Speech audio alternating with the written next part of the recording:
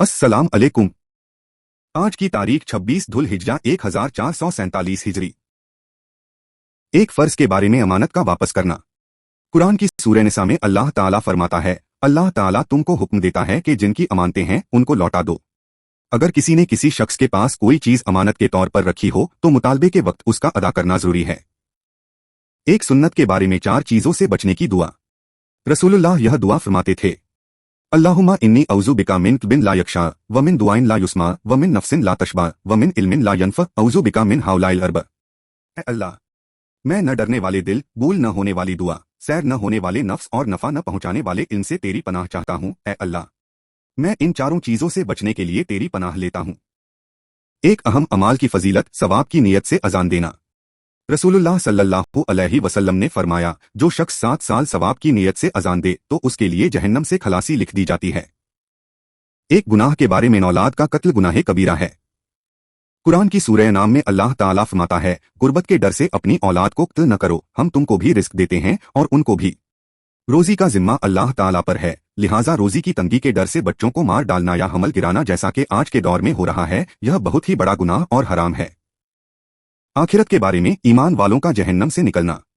रसूलुल्लाह सल्लल्लाहु अलैहि वसल्लम ने फरमाया, अल्लाह ताला क़यामत के दिन उन फरिश्तों को जो दोज़ख पर मुकर्रर होंगे हुक्म देगा कि जिसने मुझे कभी याद किया या किसी मौके पर जो बंदा मुझसे डरा उसको दोज़ख से निकाल दिया जाए। तिब्बे नबवी से इलाज, खजूर से इलाज। रसूलुल्लाह सल्लल्लाहु अलैहि वसल्लम ने फरमाया, जचगी की हालत में तुम अपनी औरतों को तर खजूरें खिलाओ और अगर वह न मिले तो सूखी खजूरें खिलाओ।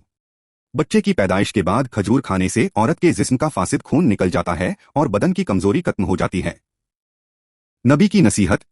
रसूलुल्लाह सल्लल्लाहु अलैहि वसल्लम ने फरमाया, बुरे साथी के पास बैठने से तन्हाई बेहतर है और अच्छे साथी के पास बैठना तन्हाई से बेहतर है। नेक बात ज़बान से निकालना खामोशी से बेहतर है और खामोश रहना बुरी बात ज़बान से निकालने से बेहतर है। इस्लामी तारीख। हज़रत शाह वली उल्लाह देहलवी रहमतुल्लाह। हज़रत शाह वलीउल्लाह मुहद्दिस देहलवी की पैदाइश सन 1114 हिजरी में कस्बा फुलत जिला मुजफ्फरनगर में हुई। आपने 5 साल की उम्र में तालीम शुरू करके 15 साल की उम्र तक हिफ्ज़ कुरान के साथ तमाम दरसी व दीनी उलूम हासिल कर लिए। इसके बाद अपने वालिद शाह अब्दुर्रहीम साहब से बैत हुए और 17 साल की उम्र में खिलाफत भी मिल गई। फिर 30 साल की उम्र तक अपने वालिद मरहूम शाह अब्दुर्रहीम साहब की मुस्नदे दर्स और बैत व इरशाद से खल्के खुदा को नफा पहुंचाया। सन 1145 हिजरी में फ्रीज़े हज अदा किया। मदीना मुनव्वरा के शेख अबू ताहिर मदनी से बुखारी शरीफ और मक्का मुकर्रमा और हिजाज के बहुत से उलमा से सिहाहे सित्ता की समात और दीगर कुतुबे अहादीस की इजाजत लेकर हिंदुस्तान वापस आए और 1145 हिजरी में बाज़ाब्ता दरसे हदीस शुरू फरमाया।